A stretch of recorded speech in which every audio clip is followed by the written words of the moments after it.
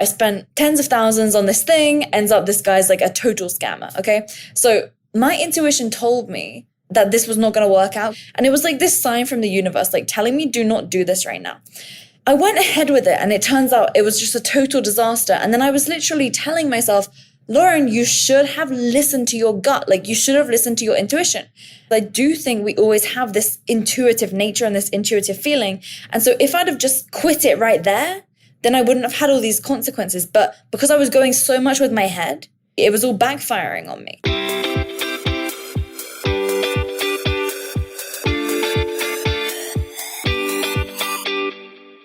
Hey, it's Renee. Welcome to the Into the Wild Show, the podcast for women who want to build incredible mental strength to level up their business and lifestyle. I'm Renee Warren, the founder of We Wild Women, author, speaker, award-winning entrepreneur, and your host. Together, we will make you unapologetic about shining your light, growing your business, and turning you into a wildly confident and successful leader. This is for you, the visionary, the go-getter, the entrepreneur, and for those that need a real kick in the butt to get going and to dream bigger.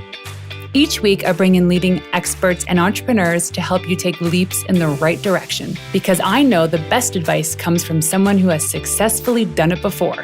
So, are you ready to level up? Welcome to Into the Wild. Hey, you wild women. My next guest founded Impact School after scaling a lead generation agency and a fitness coaching company to multi-millions per year. Ranked as Forbes' #1 business coach for 2021 and a Forbes top 10 entrepreneur in 2020, she's on a mission to build a billion-dollar company of companies, which makes a positive impact in the world. In this episode, Lauren and I talk about all things overthinking and why many of us chase the shiny objects over focusing on the tasks we need to grow our business, which are sales and marketing. Rinse and repeat until our sales become repeatable and predictable. Please welcome the incredible Lauren Tickner. Yes, Renee, thanks for having me. We just recorded a great interview about your life and your world. And so I'm grateful to be here on your show. So it's going to be a good time. Yeah, this is a double whammy. It's not too often that I do this, but you were smart. You're like, let's just schedule 2 hours, of which we've probably moved 2 times already. Here we are. And yeah, we had a really awesome conversation over on your podcast, and I will link that in the show notes too. But now this is all about you. So how are you doing? Yeah, I'm good. I feel like we spoke about so many things and we spent pretty much half our time just chatting. So yeah, yay, productivity, right? So you have a really interesting travel living stuff. So you're now located in Austin, but where were you before that? Okay, well, I'm not working in Austin, right? Definitely not, especially if the IRS is listening. I am definitely just traveling right now. And so I live in Dubai, actually. So it's a great place. There's a lot of cool entrepreneurs there. And obviously 0% tax is something which is very cool. So that's where I'm at. Yeah. But on the travel right now. My mind just blew 1 second. 0% tax. Yeah, 0% on personal income, capital gains. They are slowly introducing corporate tax. But right now, as of right now at least, it's just VAT if you're transacting with other businesses within the UAE. So Dubai is a part of the UAE, United Arab Emirates. And so to be fair, we actually noticed this really weird trend, which was that we actually had 3 client refunds that we had to do within like a 4-month period. That was it. And they were all Dubai-based companies. So we pretty much decided with our media buyers, as we're scaling some ads, we're actually just not even going to bother targeting there because that was just a weird trend. Maybe it was just a fluke, but yeah, we don't really work with businesses out of there. So yeah. So why Dubai? Literally, I went on vacation. Okay. I was always living in service apartments. So when we were just doing the interview, you were letting me know about Betty, who sounds like a badass. I need a Betty in my life. But my solution, when I was single and when I was living by myself, was just living in serviced apartments. So you would more just pay a month to month. It's like a hotel apartment. And so it'd be 1 or 2 bedrooms, nice place, furnished, has everything. They deliver things right to your door and they have cleaning come in, they give you toilet paper, all this stuff, right? So for me, that was great because it was so efficient and I never had to think about anything. If something broke, I would just phone them, they fix it, right? And so during the lockdown, I was in central London and I was living in this amazing place. And then they let me know, oh, hey, Lauren, like, just to let you know, in 3 weeks, we're going to have to increase the price back to the nightly price. Okay, the nightly price was like, it was like £1,200 or something. It was like ridiculous. But I was getting it for super cheap, like just a few grand a month, because it was lockdown. It was a holiday apartment. And so they said, well, we're going to go back to this pricing, but like, just to let you know, we have some great places in the UAE. And I was like, in the UAE, what? And so they were like, yeah, you should check out Dubai. I mean, I see you travel and stuff. You probably really like it. So I texted my friend because I remember that her dad was like an engineer in oiling over in the Middle East. I was like, have you ever been to Dubai? She was like, yeah, Dubai is great. It's really, really fun. And it's just super cool and super nice and really clean and really safe. Because I was thinking in my head, like, how the hell am I going to tell my dad that I'm going to go and visit the Middle East, right? Because in the UK, it has quite a bad image. So anyway, we ended up going there. And I was sat next to someone and I was actually texting my accountant because some accounts needed to be filed. And I was frustrated and stressed because if you're like me, and probably a lot of people listening to this, just paperwork is just like torture, okay? And so I was just really frustrated. And he said, well, you know, there's no tax here, right?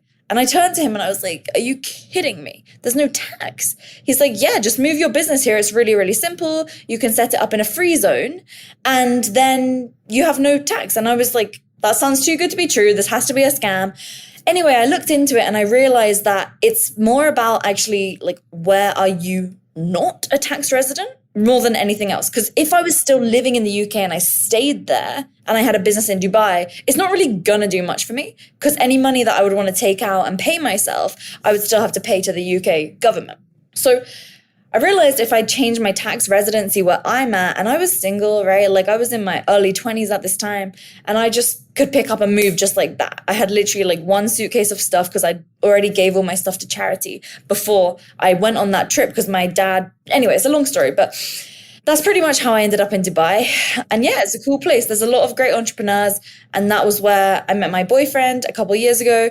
And since then, we've been based out of there, but traveling a bit. And it's fantastic. That's fun. Wow. And so scary too. Is it a very different lifestyle? To be honest, I would say the closest thing that I've experienced would be Miami. It's like a mixture of Miami and New York, I would say. So parts of it that I don't like in Dubai is like kind of the like super flashy. That's just not really my vibe. I'm like super minimalistic and I don't like stuff. So that's one thing that I dislike about it. But culturally, the shock isn't as much as you would think because the majority of people that live there are like expats from Australia, UK, Europe, and a few Canadians, not many though, mainly from like Asia as well. So yeah, it's very cool. I mean, it's definitely worth a visit, but a lot of people that visit, they don't leave. So well, I feel like that'll be a 2024 thing to throw on the map. Mm-hmm. That's cool. Yeah. Okay, so let's dive into what it is that you do. So tell us about Impact School. Yeah, so our main focus is working with founders who want to have like a high profit, way more simple business that's structured. Because what we see a lot is people starting something because they're passionate about it, right? I don't know what your background was, but like at least for me, when I first started, I was actually doing online fitness coaching years ago, back before it was kind of cool to have like a fitness Instagram. I was totally mocked for that. And that was how I began. And it slowly evolved from there. And like people then asking me, hey, like, how did you build the fitness coaching business? And then I helped them. And then I was like, 2 years later, okay, I only finally clocked on, oh, I can have that as a business. And then slowly but surely, like helping different niches and different industries. But because it like evolves, what ends up happening is people get so burnt out, they get so exhausted, they are doing so many different things all by themselves or with a team who are most of the time totally incompetent because they haven't been trained on how to be a leader, right? Because when we start a business, we never sign up for all of these different things. So like they're spinning all these different wheels and these different plates and you just end up getting so burnt out. And what I see so often, and this even caused me personally, I didn't have my period for 8 years because I was just constantly operating from like pure hustle, like pure just like forcing myself through so many different things. And I thought that something was like wrong with my body. But I was just like in this super masculine energy, just like driving things forward, like grinding all the time. And yeah, it only took me like meeting my now boyfriend to realize like, oh my God, like I actually really want to have children. And so then finally I did something about the way that I was operating. And so to my point, like my real passion and my real mission is supporting entrepreneurs and founders in building a business like that they actually doing what they got into business to do, right? Because then they can stay in their zone of genius. And I think that's where people really like, I have this one client, right? Actually, because we're speaking about like fertility, she's a fertility doctor. And like, she was even going to quit her business because she was just so sick and tired of doing like sales and marketing and stuff, because she wasn't able to work with the right clients because she was always trying to close people. And so it's like, we help people find the people that can support their business so they can get back in their zone of genius and really scale a high profit business that's simple to run, that allows them to do what they got into business to do. So that's what Impact School is all about. And yeah, it took me making all the mistakes to actually realize that that was more important to me than having like this giant company, like this giant program, like I think is kind of marketed, honestly. So. And how long have you been doing this for? Well, I started as an online fitness coach 9 years ago. And so it was like a slow evolution over time. Yeah, what I do now, it's been about 4 years properly, right? Let's be real. Like we kind of can start some things and have like an online course or something, but like actually properly with structure, like with a powerful team. Yeah, between 3 and 4 years, I would say. Nice. And it's growing? Yes.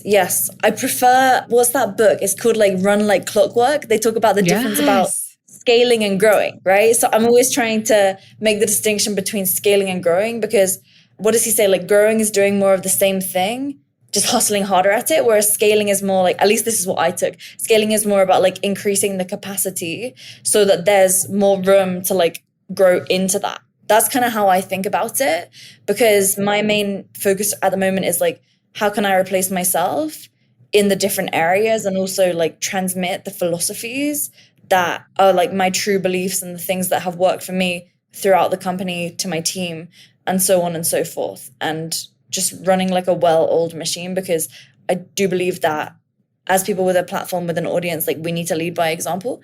And I think that like for the longest time, I was not the best example. It made people money for sure, right? But at the end of the day, like in the grand scheme of things, like that's the easy part.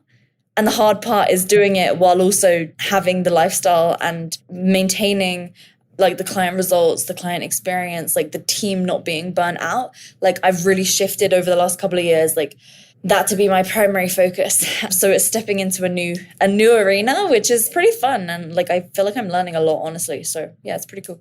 Let's talk about what you just said about replacing yourself. So in my program, so I have like your typical retainer model. And then I also have this VIP day, which maybe the name will change one day, but for now it is what it is.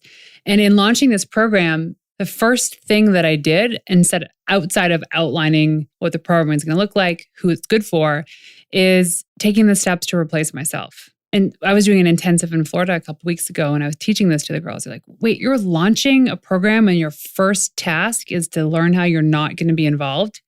I'm like, yeah, it sounds kind of crazy, but it's also kind of cool and it's so doable.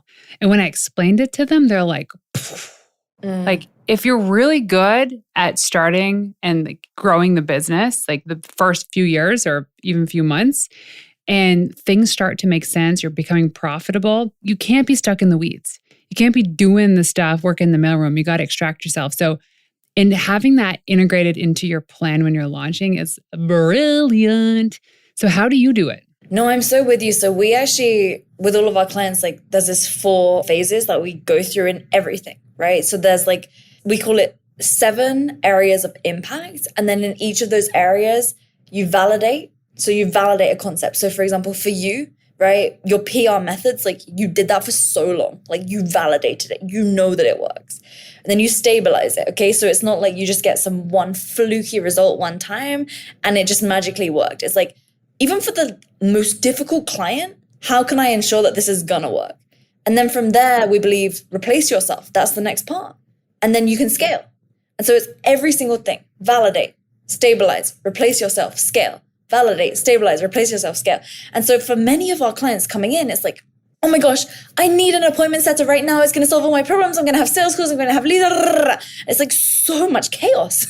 because they are struggling so hard to get leads, and they can only think, how can I replace myself in sales right now? Because they can't for the life of them close deals or get enough leads. And it's like, okay, let's slow down a bit. Like, let's actually validate this. Like, let's make sure this actually is gonna work. Because, for example, a salesperson, if we're gonna be replacing you in sales, if you're not making enough revenue per month to allow a salesperson to make between like 7 to 10K at the very least, that's what a good salesperson is gonna wanna make, they're not gonna stay in your business. They're gonna go elsewhere. So to your point, I'm just always thinking through that lens. Like, is this actually validated? Like, is this ready for me to replace myself in? Because if not, I'm getting on those calls with clients. Like, I'm going in there and I'm clicking the buttons to figure out like what's going on in some things. In others, I need to know from my team, I need evidence, okay? So for example, like this ads, okay? These Facebook ads. I'm like, I have no goddamn clue how the hell this works. I've tried courses, I've tried to understand it. I don't have a clue. So I need you to show me the data, the numbers, like present to me like I'm a 5-year-old why this is working and how you could teach it to me like I'm a kid, because then I know that our clients will understand it.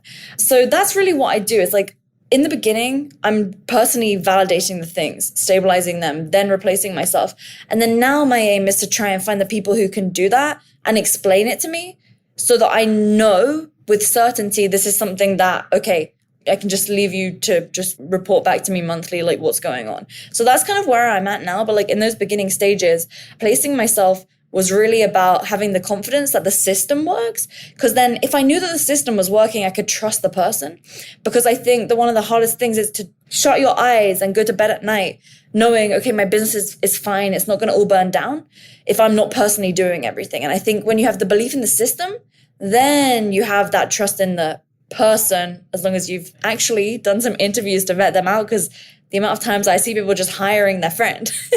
Oh, I know. Don't ever hire friends. So it's validate, stabilize, replace yourself, and then what? Scale. Yeah. Scale. Just scale from there. Yeah. Oh my gosh. The recruiting thing is something. So we always use these things called test projects where you have 3 candidates go through the test projects. These are paid for projects. Of most of the time, it's stuff you're going to use in your business anyway.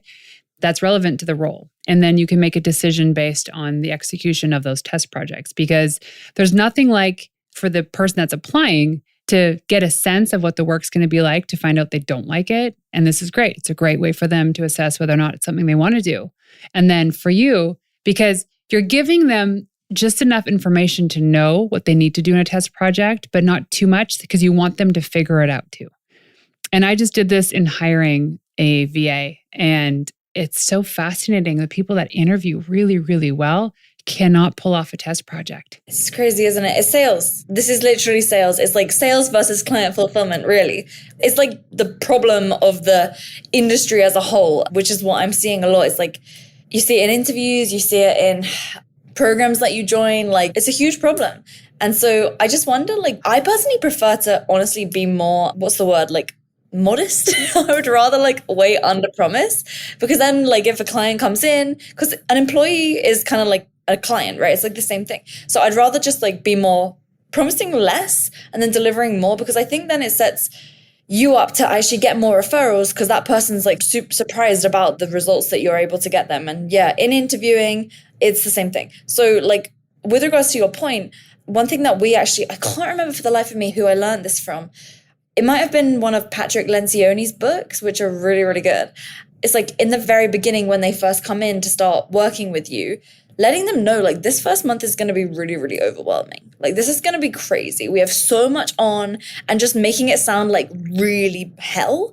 Because let's be honest, like when you have a new job, it is hard. It's really challenging. So then they don't place judgment on themselves, right? Because a new team member, when they first come in, like if they're not doing something 100% perfect and they're feeling judged, like they're also going to start to not like the feeling at the company. So we always do that too. And that's actually been super valuable in like the long-term mindset of our team members when they're coming in, because they know, yeah, like this is going to be challenging here.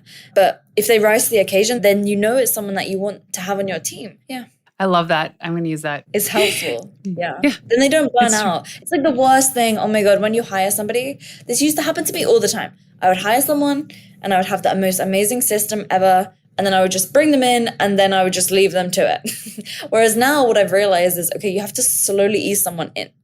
But you tell them this is like going to be crazy chaos, but you're slowly easing them in. And then it's not crazy chaos, right? And then even if it is a bit chaotic for them, the way they perceive it, it wasn't as bad as they thought it was going to be. So it's very, very helpful. And then they feel more confident too because they're doing a good job. Winning. Yeah, they're winning. Set people up to succeed. That's the most important thing as a leader. And we fail to recognize that. It's crazy, yeah. Okay, you wild thing, you can throw out that scruffy media pitch now. No more poring over bland pitches, wasting countless hours trying to piece your story together, wondering where to send it and who will even care. You know that landing media coverage is the number one way to claim your seat at the table, and you're savvy enough to know it's time to bring in an expert. That's why we've created a system to take the guessing game of PR off your plate. One day, one investment, all the value. Get your PR strategy in hand sooner with our VIP days. It's strategy over breakfast and PR ready by dinner. Picture this, a world-class PR strategy created for your business by an award-winning publicist with 12 plus years of industry experience, and not just an upgraded version of a dull media kit, but a custom plan that's strategically crafted to capture the attention of journalists and influencers. No fill-in-the-blank, bare-bone type templates, just a detailed roadmap to move your brand forward without the agency price. And this isn't a course. Here's exactly what you'll walk away with. All of this custom media kit, pitch angles for podcast, print, and TV, curated podcast list of over 50 vetted shows, one press release, confidence to pitch at your own pace, custom training videos to show you the way, plus a month of follow-up support with me. If you want in to this amazing VIP day, simply go to wewildwomen.com/VIP day to either fill in the application if you're ready to do it or schedule a call if you want more. That's wewildwomen.com/VIP day. So let's talk about this thing of overthinking, because we were talking about this before we pressed record. Like overthinking, it's funny because we were thinking about the questions I needed to ask you for this conversation, and you said you're overthinking this. Why is overthinking stopping people from taking action? So I see very often people working really hard on a lot of things. Like they're really putting a lot of energy and attention and focus on it. But 90% of the things that most people are spending time on is causing them to move sideways versus moving forward. And I truly believe that perfectionism is just procrastination packaged up all fancy. So we'll do things like edit our reel on Instagram for a really, really long time to make it look nice, or make a beautiful design on Canva so that we can have a great thumbnail or a graphic that we're going to send to one individual client. But directionally, that's not really getting us anywhere. And so I think that we do these things because they feel good. And it's a way for us to put our heart and soul into something, which is like a creative outlet. But at the same time, like I truly believe that this ends up making us feel like we're doing something that's causing results, but ultimately it's not really actually producing, let's say in your business, revenue, right? Because at the end of the day, the business is there to produce revenue as a byproduct of the service or the thing that you sell. And so I think that like when it comes down to this, it's just a way to buffer. And unfortunately, a lot of people are quite afraid of sales and marketing.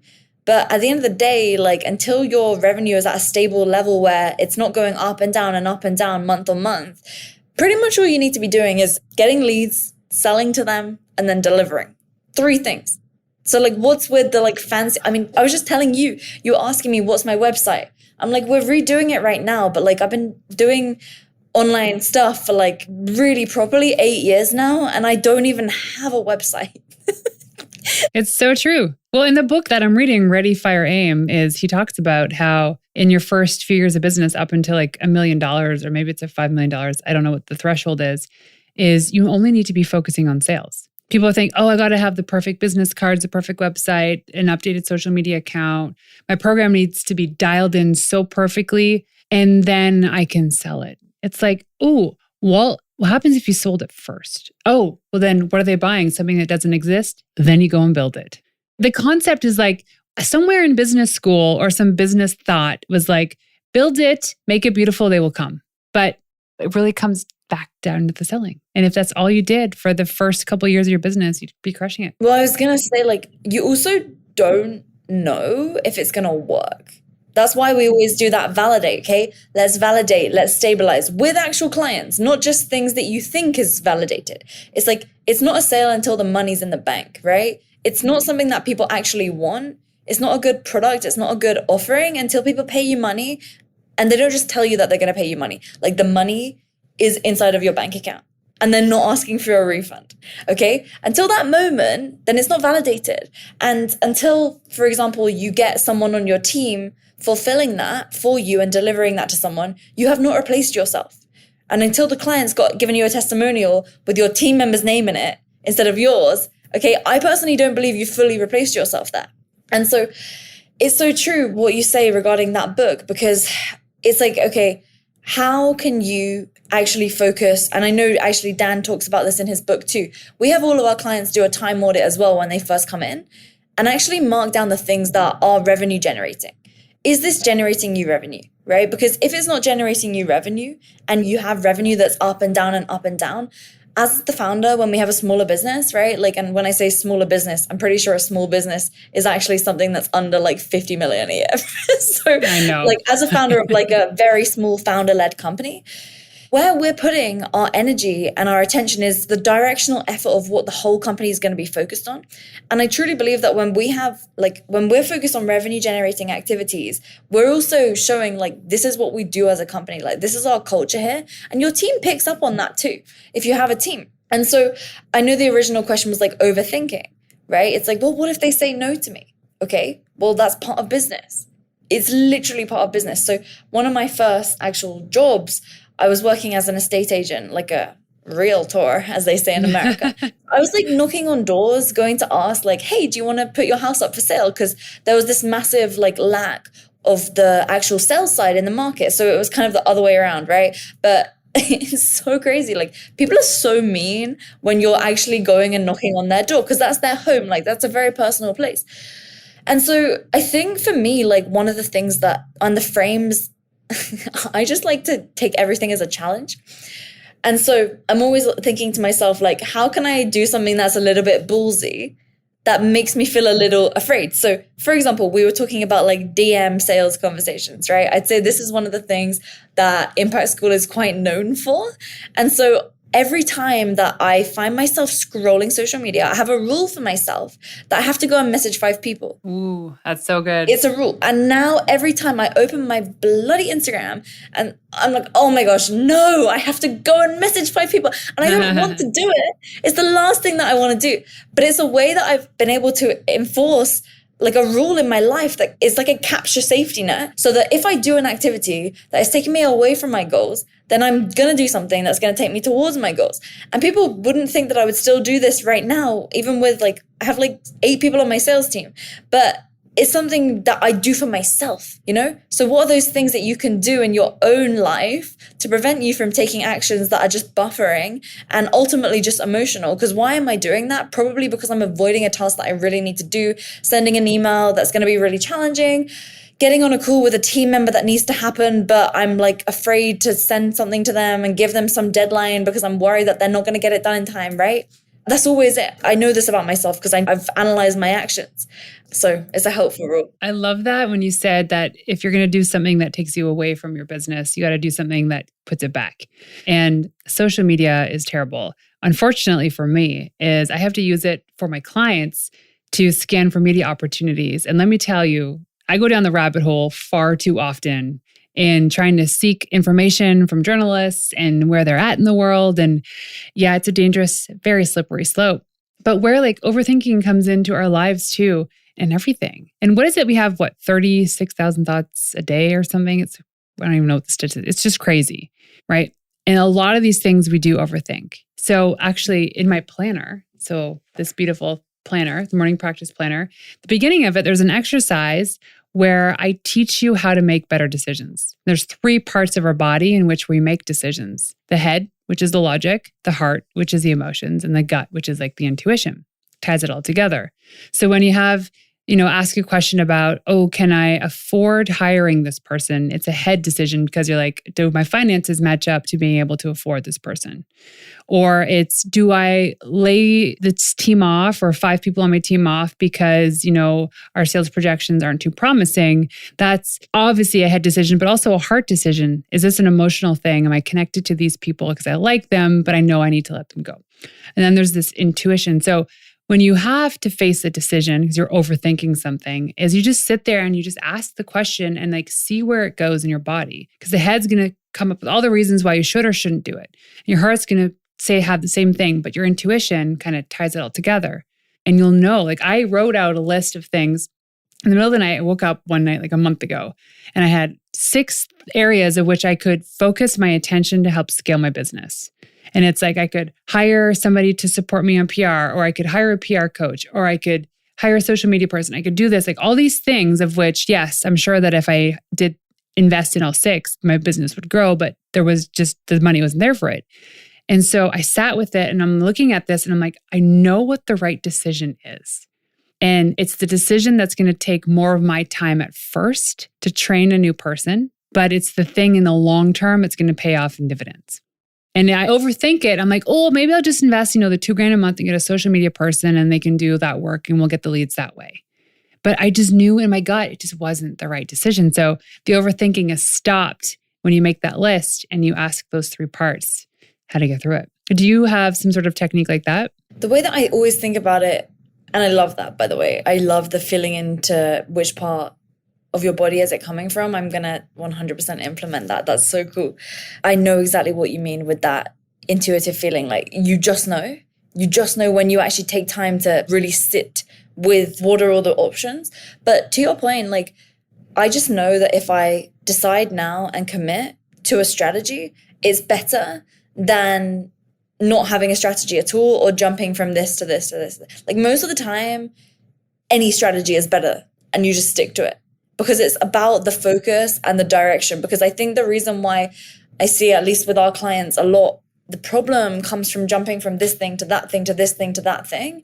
And then there's never anything going in one way. And I do think as well, kind of as humans, one thing that we do is we always find the evidence for the thing that we wanted to be the thing that actually ends up, I knew. It's I knew I should have done that. And so that's why if you just go with your intuition in the beginning, even if it doesn't make sense at first, at least then you're not going to have to justify your wrong actions, as you may call it, in the future if it doesn't work. So I have a great example. I can't really explain all the details, but I spent tens of thousands on this thing and basically ends up this guy's a total scammer, okay? So my intuition told me that this was not going to work out because when we were signing the deal, and I told you before we started filming, I used to have really bad panic attacks, okay? And I don't really ever feel anxious these days. But as I was sitting there having dinner, I was feeling really anxious. I was having this super anxious feeling in my gut. And then suddenly he actually fell over on the floor and they had to get him outside with cold water. It was really weird. And it was this sign from the universe, telling me, do not do this right now. I went ahead with it and it turns out it was just a total disaster. And then I was literally telling myself, Lauren, you should have listened to your gut. You should have listened to your intuition. And then I was putting a lot of judgment on myself for not doing that, right? And so it's just interesting what you say, because I do think we always have this intuitive nature and this intuitive feeling. And so if I'd have just quit it right there, then I wouldn't have had all these consequences. But because I was going so much with my head, that was when I was it was all backfiring on me. And so I was then in my head for a few days, going back and forth, back and forth, back and forth. And I went with the thing because in my head, I'd already justified it. And so my strategy now, if we want to call it a strategy, is I just make the decision that feels right based upon all the knowledge I have, my experience, and also my intuition. But I do think a lot of it comes from maybe this is a bit woo-woo, but the energy of someone. I mean, how do you even quantify that? You can't. But it's gosh, it is such a thing. It is such a thing. How do you do that? I don't know how to even explain it to somebody. The way so when we recruited, when I had my agency, well, first of all, before I answer this, you gave me a good download. And I wanted to share this, is your intuition doesn't overthink. That's true. It's bang, that's it. And then you're like, then it goes to the brain. You're like, but your brain, your ego is like all these reasons why, yes or no. So just remember that your intuition doesn't overthink. So yeah, going back to when we were recruiting for the agency, one of the things I would always ask when it comes down to making a decision over a candidate was, is this somebody that I could be stuck at an airport bar on layover 3 hours? We don't have to have matching personalities. You can be awkward, but energetically, am I okay being with this person for 3 hours in an airport while we're waiting for our flight to board? And if it's like a hard no, then it's a no for the team. Because especially as a small team under like 20, 30 employees, even more, 40, any new player added to that team, the energy changes the entire energy of the company. And so we have to be very mindful of that. And when we bring these people in, sure, they may be the best in the world at what they do, but if they don't actually fit within the company, they're not a good fit. So true. Yeah, I've learned that the hard way for sure. I've learned that the hard way. And they're always the ones that will go off, like steal your clients and post mean things. Sue you. Yeah. That happened to me. You're just like, what the hell just happened? Yeah, well, someone once told me, like, you're not a real entrepreneur till you've been sued. Yeah, it's true. That happened to me. And I got sued for wrongful dismissal, of which she had no case. And I was so hurt and insulted because I'm like, I care for my people. Even if we don't get along, I care for my people. And after I'd calmed down, my husband, Dan said that to me. So I was like, I finally just I broke free. I'm a real entrepreneur now after all these years because I've been sued. Yes, you made it. Woo! This was years ago too. Oh my gosh. But yeah, hopefully we don't all have to experience that one way or another. Something happens, right? We have to put out fires. But yeah, so just going back to that overthinking thing, like your intuition doesn't overthink, and using that understanding when you're hiring a VA or even just like a contractor or freelancer is they have to fit. Like I had a call with my Filipino VA this morning, realizing she always just bends over backwards to accommodate for my time zone. I'm like, you're the sweetest woman. Her English isn't the best, but she gets by. And she's the sweetest person. Even on Zoom, I can energetically feel that she's just a good person. And I'm like, where she has deficits in business, no problem. I can teach her. And she's excited about it. But yes, the energetic match is so important. So important. So important. Yeah, no. And I was just going to say a final word because a business coach of mine actually said this to me, just going back to like the suing thing. So if you take like the average time period it takes to, let's say, get your business to a certain level, like most people, it will take this period of time. He was like, you've kind of condensed it into like this shorter amount of time. So if someone gets sued like once in their lifetime, you should just expect it to happen like 4 times a year. And as soon as he said that to me, I was just like, you're so right. You are so right. Like, I just need to stop putting like this pressure on myself, thinking that like this one thing is such a like catastrophic nightmare, giving me sleepless nights, and just realize like, okay, I'm just living life on like 4 times speed. That's cool. Yeah. You gotta slow down. Bring it back. Bring it back. Bring it back to the breath. Okay. It has been so cool hanging out with you. I love this conversation, but I have one last question for you. When I ask you what it means to be a wild woman, what is that to you? Well, from what you said on the other podcast, I don't know. No, don't bring that here. Oh man, for me, it really is all about just like embodying your truest values and going out there in the world, doing what you truly believe it means to be in your feminine energy. Like when I hear that, like that's how I feel. It's like you don't have to fit in with everybody else. Just go out and do your thing, the thing that cools you, the thing that lights you up. And I truly believe that that's where, as women, we have the power to create the most magic. So that's what I think it means. And thank you so much for having me. Yeah, so if people can go online to find you, where can they go? Just type in Lauren Tickner onto any social media platform. You'll find me there. And yeah, go listen to Impact School podcast, the episode with Renee. It was really, really good. All about your beautiful relationship and your family. Go check that out. And yeah, this was fun. Thank you so much. Thanks for joining us today. So there you have it. Thank you for tuning in to another episode of Into the Wild. To make this girl happy and to help reach other women who are dreaming of starting their business, please leave us a 5-star review on iTunes and everywhere you listen in.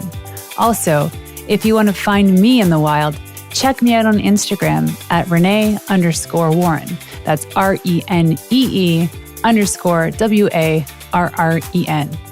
and leaving you with one of my favorite tips of all time.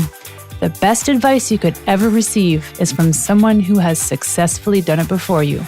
Until next time, ladies, peace out.